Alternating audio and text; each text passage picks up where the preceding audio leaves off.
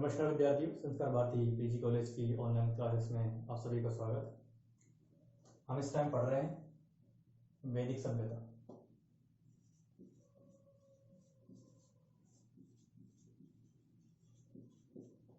वैदिक सभ्यता अपना टॉपिक चल रहा है। हमने वैदिक साहित्य के बारे में पढ़ लिया, वैदिक सोर्सेस के बारे में, और हमने पढ़ लिया कि आर्य का मूल स्थान जो है वो कहाँ था, उसको लेकर कौन कौन से मत प्रचलित है, वो सब हमने लास्ट वीडियो में पढ़ लिया।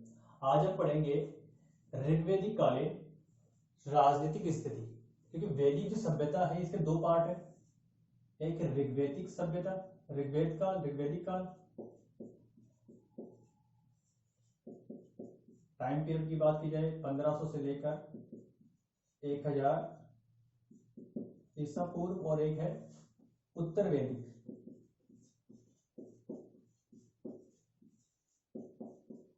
इसका टाइम पीरियड है 1000 से लेकर 600 ईसा पूर्व तक। ऋग्वैदिक काल को क्या कहते हैं? पूर्व वैदिक काल भी कहते हैं। कंफ्यूज मत होना आप लोग, पूर्व वैदिक काल भी कहते हैं ऋग्वैदिक काल को, ठीक है। 1500 ईसा पूर्व से लेकर 1000 ईसा पूर्व, उत्तर वैदिक काल 1000 ईसा पूर्व से 600 ईसा पूर्व, ये इसका टाइम पीरियड है। हम पढ़ रहे हैं इस टाइम पर ऋग्वैदिक काल, ठीक है। क्योंकि दोनों में काफी डिफरेंस है, वो जब पढ़ेंगे धीरे धीरे वो तक पढ़ेंगे। ऋग्वैदिक कालीन राजनीतिक व्यवस्था, ऋग्वैदिक कालीन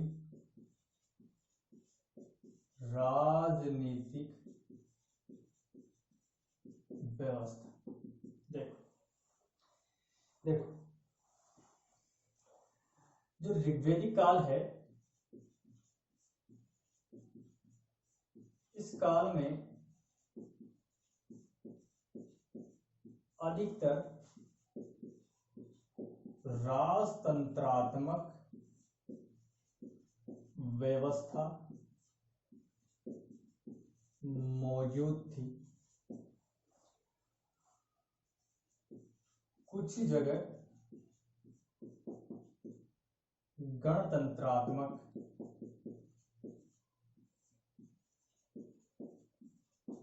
व्यवस्था भी नजर आती है, ठीक है। मतलब राजतंत्रात्मक, राजा का शासन था। राजतंत्रात्मक, गणतंत्रात्मक गण मिलकर क्या करते, शासन चला रहे, गणतंत्रात्मक। तो राजतंत्रात्मक थी, लेकिन जो राजा का चुनाव था वो एक समिति द्वारा होता था, ये पता होना चाहिए आपको। इस समय प्रशासनिक इकाई, देखो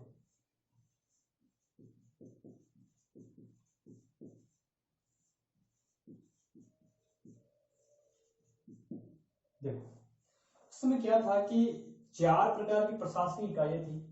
एक थी जन, जन से नीचे होता था विश्व, और विश्व से नीचे वो होता था ग्राम, तो ग्राम से नीचे कुल। जो जन है इसका ऋग्वेद में 275 बार उल्लेख मिलता है। कितना? 275 बार ऋग्वेद के अंदर।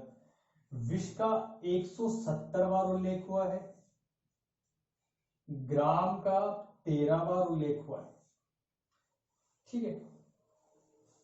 और ये कुल जो थी ये सबसे छोटी इकाई थी, याद रखना, सबसे छोटी इकाई। अब जन देखो, जन क्या है? जन एक बड़ा कबीला होता था जिसमें सारे परिवार होते थे। मतलब कि क्या है कि ये एक परिवार है, परिवार, ये दूसरा परिवार है, तीसरा परिवार है, चौथा परिवार है, पांचवा, छठा, सातवां, आठवां, ये परिवार मिलकर क्या होते, ग्राम हो जाते थे। ये गांव हो गया एक, ऐसे कई गांव मिलकर क्या बनाते थे, ये सारे गांव मिलकर क्या बनाते थे, एक बनाते थे विश्व, और ऐसे कई विश्व मिलकर क्या बनाते थे, एक जन बनाते थे। एक कुल, एक गांव में काफी सारे कुल होते थे, और एक विश्व में काफी सारे गांव होते थे, और एक जन के अंदर क्या होते थे, काफी सारे विश्व होते थे। जन हो गए सबसे बड़ी इकाई, कौन है? जन है। जन से नीचे विश्व है, विश्व ग्रामीण, और नीचे ग्राम, नीचे कुलम। और जो जन है इसका जो जो अध्यक्ष होता था वो जनस्य गोपा, जनस का प्रधान क्या होता था, जनस्य गोपा, ये कहलाता। और विश्व का प्रधान होता था विश्वपति, क्या कहलाता था, विश्वपति।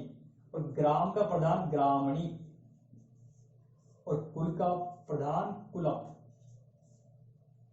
कुलप ये ग्रहपति, क्या कहलाता, ग्रहपति ये कहलाता।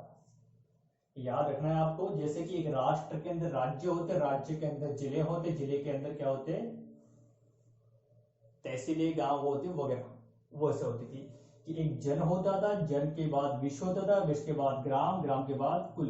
एक जन में काफी सारे विश्व होते थे, एक विश्व में काफी सारे ग्राम होते थे, एक ग्राम में काफी सारे घर होते थे, कुल होते थे, वंश होते थे, परिवार होते थे, कुल का मतलब। तो ये प्रशासनिक इकाइयां थी, इनके माध्यम से क्या होता था उस समय, प्रशासन, राजनीतिक गतिविधियां संचालित होती थी।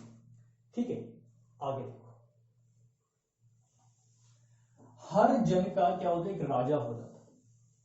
उस समय क्या था कि ऋग्वेदिक समाज का जनों में विभाजित था, काफी सारे जनों के नाम ऋग्वेद में उल्लेखित मिलते हैं। उस समय में जो राजा है, जन का, एक जन का राजा होता था।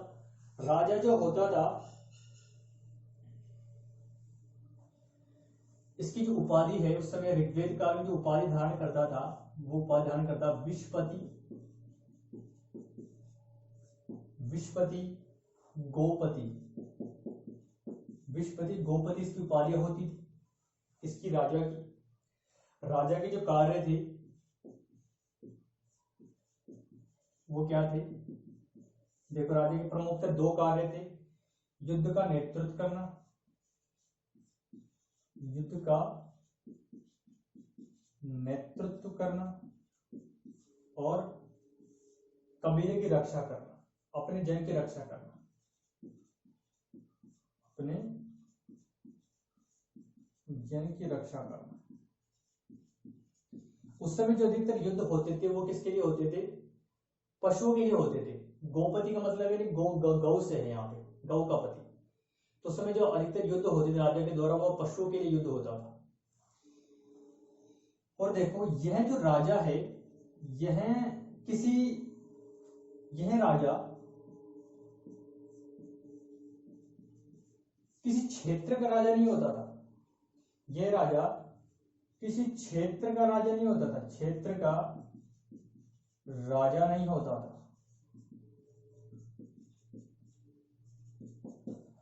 किसी क्षेत्र, क्योंकि उस समय कोई सीमाएं नहीं होती थी। ये उस समय किसका राजा होता था, क्षेत्र की, क्षेत्र विशेष, किसी राज्य विशेष का राजा नहीं था। ये किस था, कबीले का राजा होता, लोगों का राजा होता। लोगों का राजा नहीं होता था, बल्कि क्या होता था, लोगों के समूह का राजा होता था, लोगों के समूह का राजा होता था। यानी समूह का मतलब है कबीला, क्योंकि उस समय जो जनजीवन था कबायली जीवन थे, कबीलाई जनजीवन था। अतः राजा की स्थिति क्या थी, अतः राजा की स्थिति कबायली मुखिया की थी, कबायली मुखिया की थी, क्योंकि उस समय कबीले होते थे, कोई क्षेत्र विशेष नहीं था उनका। राजा का यह पद वंशानुगत होता था। राजा का पद क्या होता था, वंशानुगत होता था।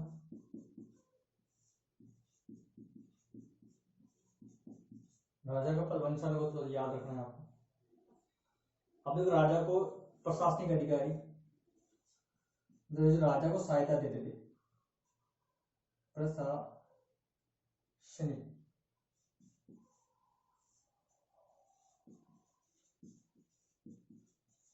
उस समय प्रशासनिक अधिकारी थे। पहले नंबर पे आता है पुरोहित।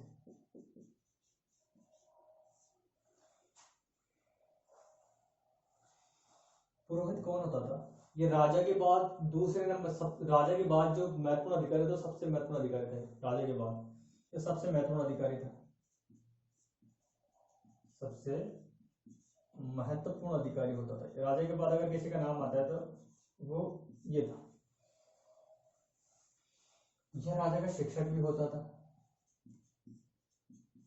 ये राजा का शिक्षक होता था, उसका मित्र होता था, पथ प्रदर्शक होता था, पथ प्रदर्शक होता था। यह राजा के साथ युद्ध में जाता था,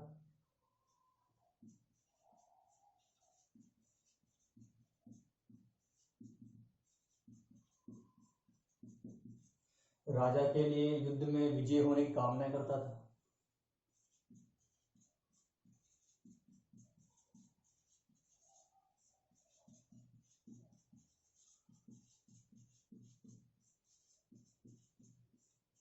इसके कार्य थे। इसके बाद जो अगला अधिकारी आता है वो है सेनानी।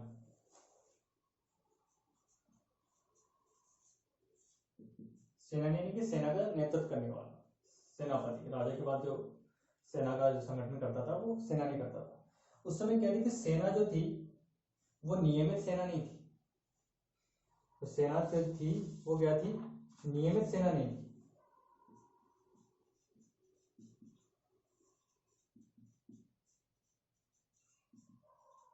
नियमित सेना नहीं थी, कैसी कबीलाई सेना थी, कबीलाई सेना थी उस टाइम पर। इसके बाद देखो जो अगला अधिकारी आता है वो है ग्रामणी, एक गांव का प्रधान, ग्रामणी है। चौथा जो अधिकारी है वो है उपस्थि। उपस्थि को क्या कहते हैं, इब्भे भी कहते हैं। इब्भे क्यों, कौन होते थे, राजा के व्यक्तिगत कर्मचारी, राजा के व्यक्तिगत कर्मचारी हुआ करते थे। इसके अलावा पांचवा देखो गुप्तचर हुआ करते थे उस टाइम पे। छठा देखो रथकार हुआ करते थे, राजा के रथ वगैरह बनाने का काम करते थे, इसको सूत कहा जाता था, सूत। इसके अलावा रत्निन, रत्निन याद रखना, रत्निन याद है, रत्निन पूछ सकते हैं रत्निन कौन होता है। रत्निन, रत्निन का मतलब है जो अधिकारी कान में रत्न पहनते थे वो रत्निन कहलाते थे। इसमें क्या होता था, इसमें सेनानी, रत्निन कौन कौन अधिकारी कहलाते थे, सेनानी, सेनानी कहलाते, ग्रामणी, रथकार, ये रत्निन कहलाते थे। ठीक है, रत्निन पूछे, रत्निन का सेनानी, ग्रामणी, रथकार, ये रत्निन कहलाते थे। ये अधिकारी क्या करते थे, कान में रत्न पहनते थे, इसलिए इनको रत्निन कहा जाता है। तो ये प्रमुख अधिकारी है जो राजा को क्या करते थे, सहायता पहुंचा, सहायता देते, उसके कार्य को सहायता कर देते थे। ठीक है, ये नोट करो।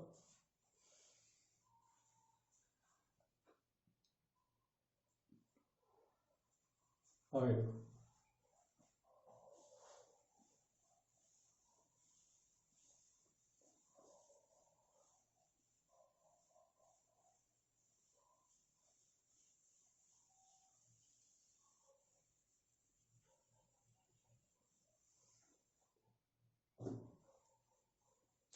देखो उस समय क्या था कि संपूर्ण समाज जो था वो जनों में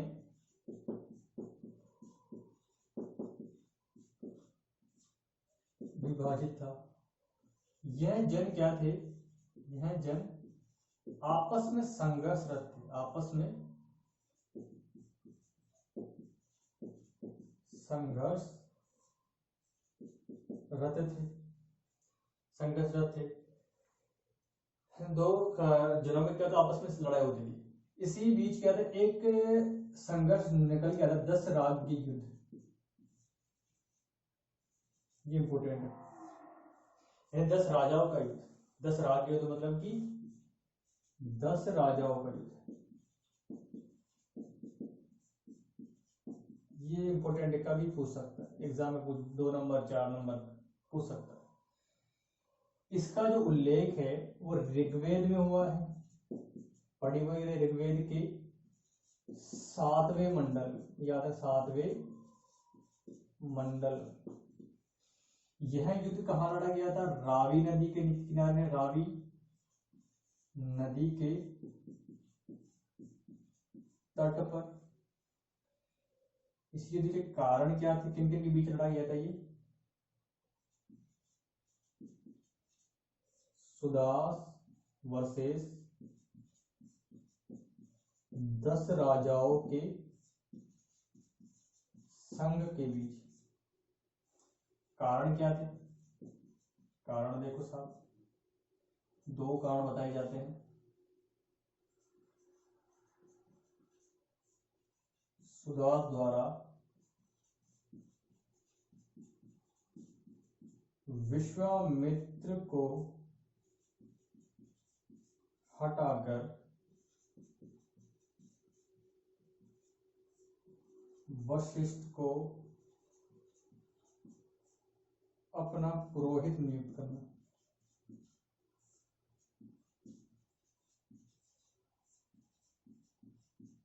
एक ये कारण है। दूसरा है रावी नदी पर राजनीतिक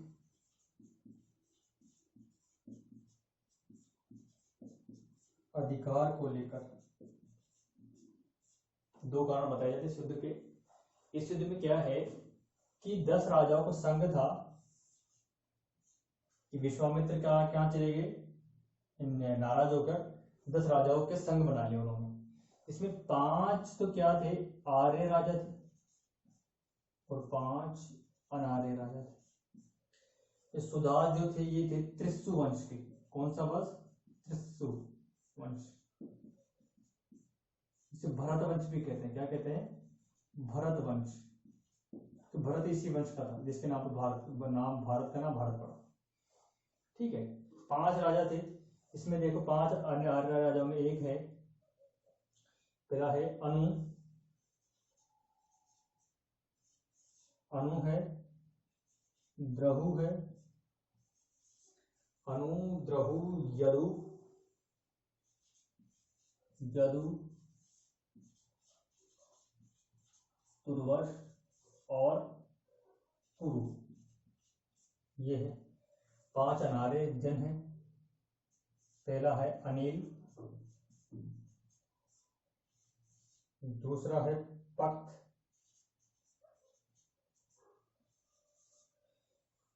तीसरा है भदानस,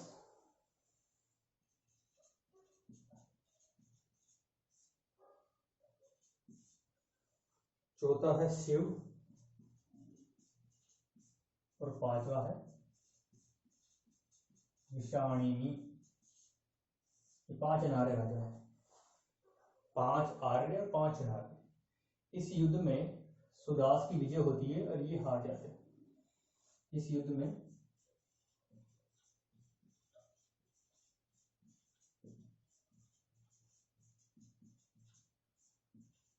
सुदास की विजय होती है। ठीक है, तो ये था 10 राग युद्ध। नोट करो इसे।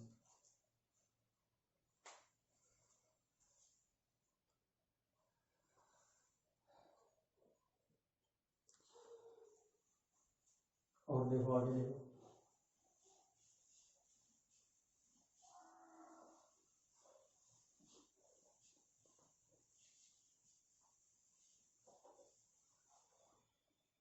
बात करते हैं प्रशासनिक संस्थाओं की।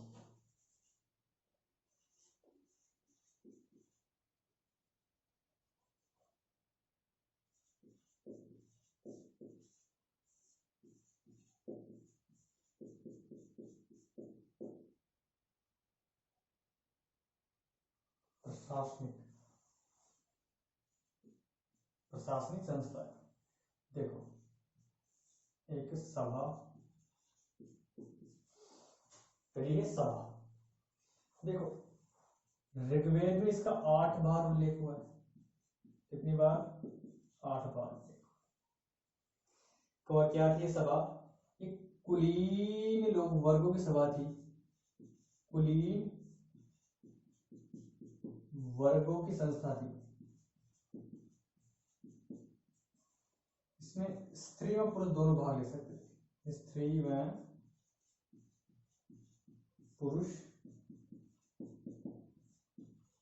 दोनों भाग लेते थे। इसका जो अध्यक्ष है, यहां लिख रहा हूं, इसका जो अध्यक्ष है,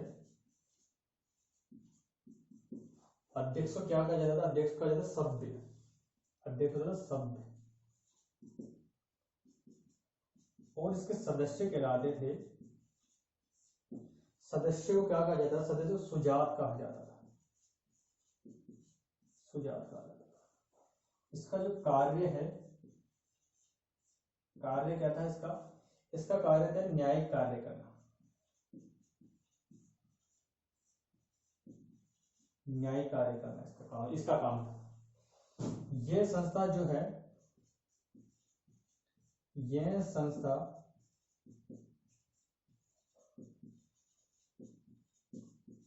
आधुनिक राज्य सभा की भांति कार्य करती थी। आधुनिक राज्य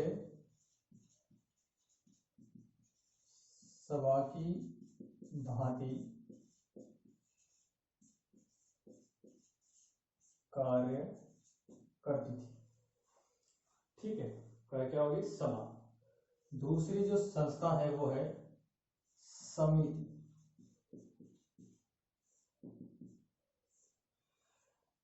इसका ऋग्वेद में 9 बार उल्लेख हुआ है। कितनी बार? 9 बार उल्लेख हुआ है ऋग्वेद में। यह साधारण लोगों की संस्था थी। यह साधारण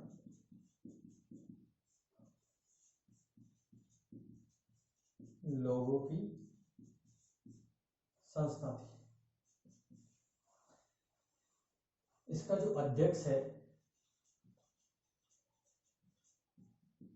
वो क्या है? ईशान। और सदस्य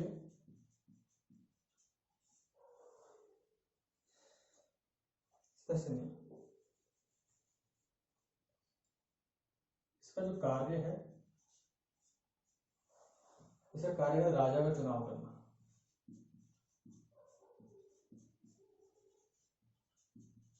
राजा का चुनाव करना। यह संस्था क्या थी? यह संस्था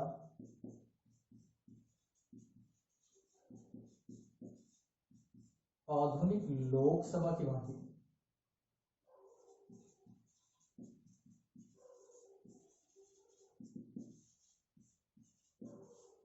आधुनिक लोकसभा की भांति थी।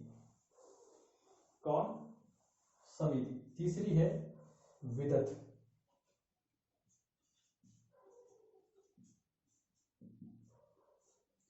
ये देखो, इसका 122 बार उल्लेख हुआ है। कितनी बार? 122 बार। किसमें? ऋग्वेद में। किसी और वेद की बात नहीं, ऋग्वेद की बात कर रहे हैं। 122 बार उल्लेख हुआ है। ये आर्यों की प्राचीनतम संस्था थी। यह आर्यों की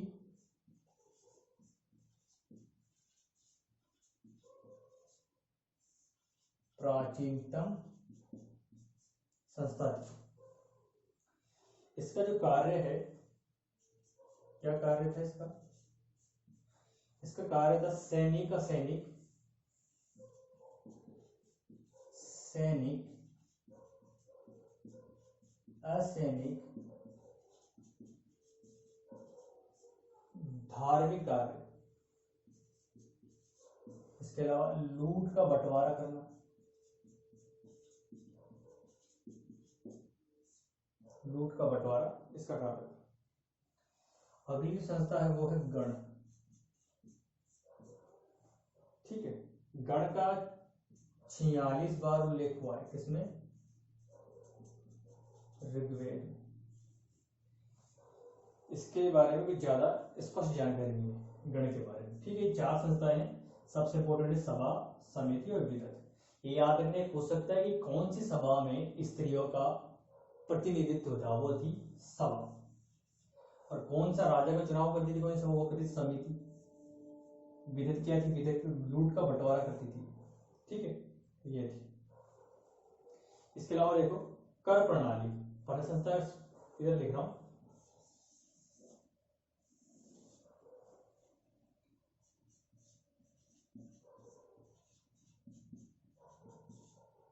कर प्रणाली कैसी थी, देखो इस समय जो कर जो था, कर व्यवस्था नहीं थी इस समय।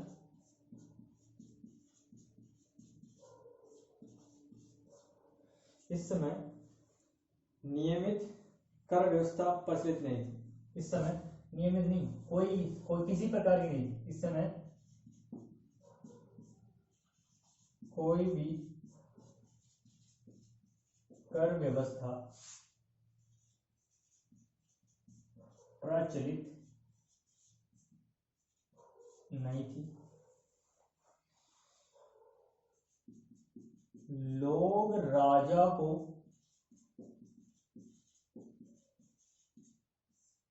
स्वेच्छा से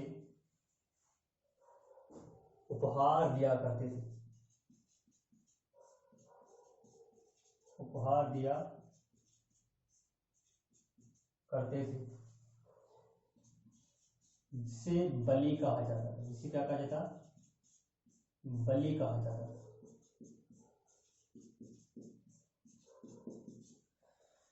ये था, लोग क्या करते थे, कोई टैक्स सिस्टम नहीं था। कोई राजा क्या करते, स्वेच्छा से अपनी तरफ से कुछ उपहार दे देते थे। क्योंकि राजा क्या करता, युद्ध का संचार करता था, पशुओं की रक्षा करता था, जन की रक्षा करता था, पशुओं के लिए युद्ध करता था। तो लोग क्या करते थे, किसी विशेष अवसर पर उसको कुछ उपहार देते, कुछ भेंट देते थे, तो उसे बलि कहा जाता था। ठीक है, तो ये था ऋग्वैदिक कालीन राजनीतिक व्यवस्था, इसके बारे में हमने पढ़ लिया है। ये प्रशासनिक व्यवस्था के बारे में आपको डिटेल से पढ़ना है, अच्छे से पढ़ना है, इनको याद रखना है, क्योंकि ये हर बार पूछ जाते हैं तकरीबन, और एक आपके आने वाले इन फ्यूचर भी आपके काम आएंगे, तो इसको आपको याद रखना है। ठीक है, अब देखो आगे बढ़ते हैं अपन, इसे नोट कर लो आप लोग।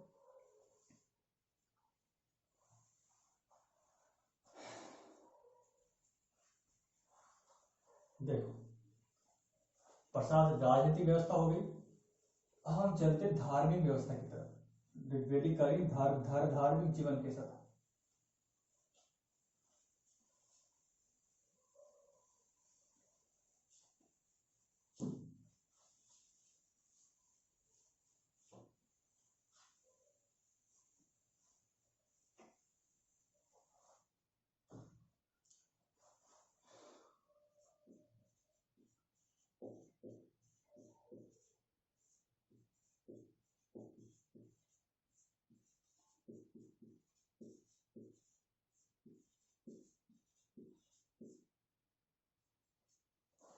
ऋग्वैदिक कालीन धार्मिक जीवन, देखो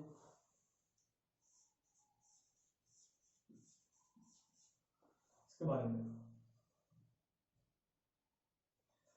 देखो उस समय के देवताओं की श्रेणियां बनाई गई थी। देवताओं को क्या किया गया, श्रेणियों में डिवाइड किया गया। श्रेणियों, ऋग्वेद में जो सैद्धांतिक रूप से क्या है, सैद्धांतिक रूप से 33 देवताओं का उल्लेख है। सैद्धांतिक रूप से, तो वैसे तो बहुत सारे हैं, लेकिन देवताओं को 3 श्रेणियों में बांटा गया है। कौन कौन श्रेणियां ये देखी। पहले है पृथ्वी के देवता, दूसरे हैं अंतरिक्ष के देवता,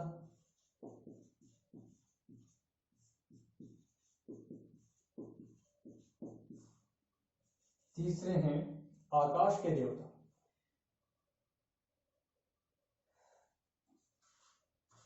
द्युत स्थान के, आकाश देवता द्युत स्थान के, ध्युस्तान के,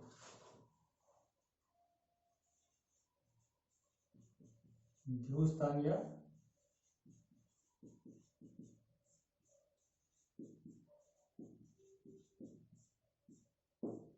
आकाश के देवता। देखो पृथ्वी के देवताओं में, देखो पृथ्वी के देवताओं में है अग्नि, सोम, बृहस्पति, बृहस्पति के अलावा है आपानपात,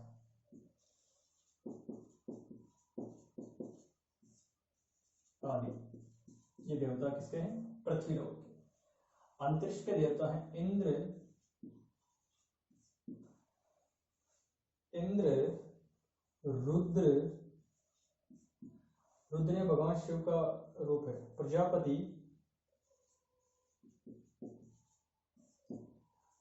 प्रजापति के अलावा है पर्जन्य,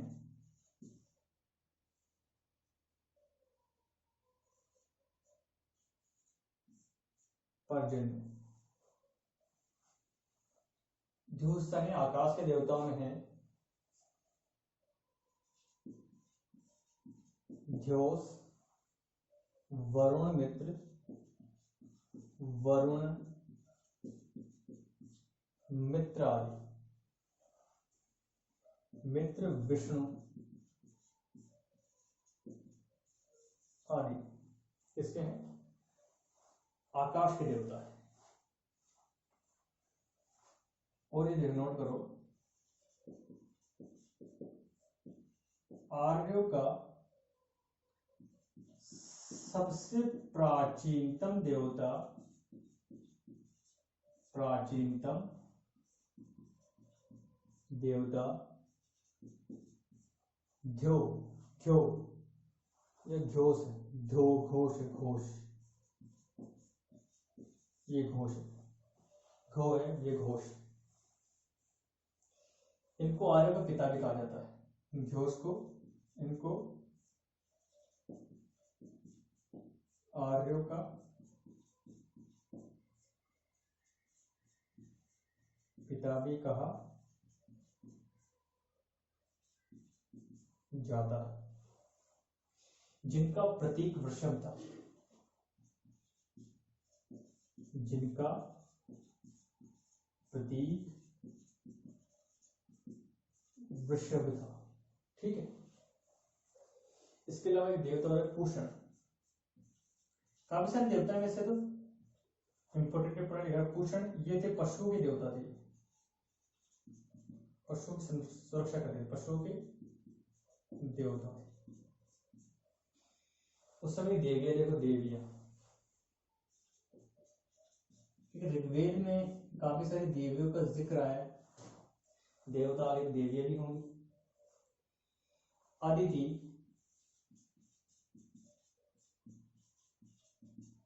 उषा, पृथ्वी, सरस्वती, अरण्यानी यानी कि जंगल की देवी, अरण्य जंगल बोल, जंगल की देवी, अरण्यानी जंगल की देवी आदि, ये देवियां थी। उपासना विधि,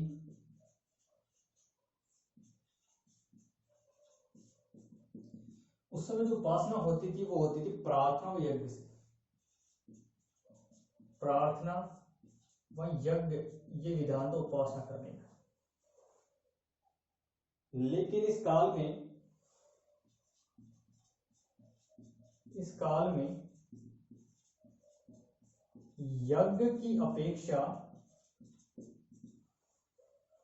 यज्ञ की अपेक्षा प्रार्थना का विशेष महत्व था, विशेष महत्व था। प्रार्थना ज्यादा की जाती थी बजाय यज्ञ की,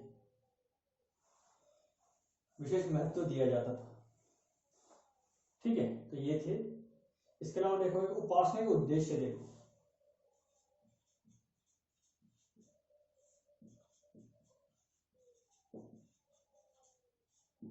उपासना के क्या क्या उद्देश्य थे ये देखो। तो ऋग्वेदिक लोग हैं, ऋग्वेदिक लोग पारलौकिक जीवन में विश्वास नहीं करते थे, पारलौकिक जीवन में विश्वास नहीं करते थे।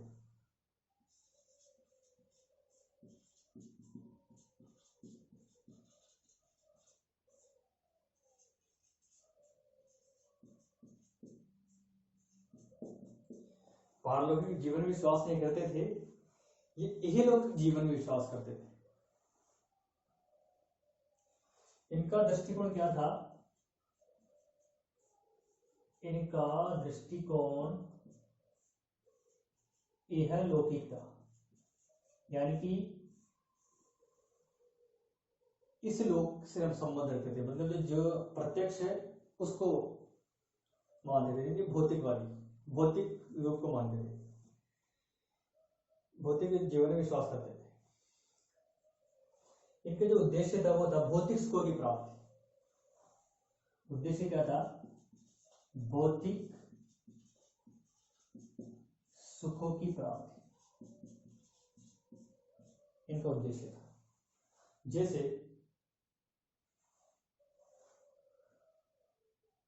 जैसे जैसे युद्ध में विजयी होना, जैसे युद्ध में विजय होना, युद्ध में विजय होना, संतान संतान प्राप्ति के लिए उपासना करते थे। किसके लिए? संतान प्राप्ति के लिए, संतान प्राप्ति के लिए। खूब सारे पशुओं के लिए, पशुओं के लिए, तो खूब सारे पशु मिल जाए इनको। अच्छी खेती के लिए, अच्छी खेती खेती हो फसल हो जाए, आदि के क्या करते थे? उपासना करते थे, या आदि के। तो उपासना के उद्देश्य थे केवल भौतिकवादी थे, इनके जीवन से जुड़े हुए। पारलौकिक जीवन में विश्वास नहीं था इनका इतना कि मरने के बाद क्या होगा, ये इससे लेना देना नहीं था। जो इहलौकिक जीवन है, भौतिकवादी जीवन है, उसको सुखी बनाने के लिए ये देवताओं की उपासना करते थे। और इस समय क्या हुआ था कि देवताओं का क्या हो गया था? प्राकृतिक देवताओं की उपासना होती थी, प्राकृतिक शक्तियों का देवीकरण हो गया था। प्राकृतिक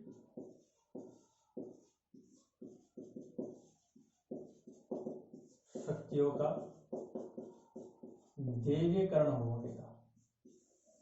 और ऋग्वेदिक आर्य ने क्या कर दिया था? देवताओं का मानवीकरण कर दिया था। प्राकृतिक शक्ति की पूजा करते थे, प्राकृतिक शक्तियों को देवताओं का देवता मानकर उन्होंने देवीकरण कर दिया था। ये विशेषता दी गई ऋग्वेदिक धर्म, देवीकरण कर दिया था इन लोगों ने।